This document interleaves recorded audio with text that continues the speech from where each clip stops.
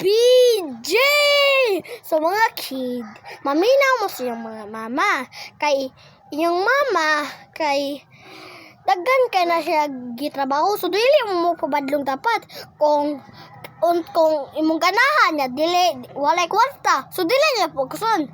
Kay wala may kwarta, di ba mga kid? So kabaw mo mga kid nga, unsay Bisaya anang Jesus loves me. Gihigugma ka sa Ginoo. So mga kids, pagtarong mag-eskwela para makaabot mo sa inyong pag-eskwela, para nindot pa din yung trabaho ba, para kung inyong mama kapuyon, inyo sang matabangan inyong sweldo, ipalit og tambal sa inyong mama. So guys,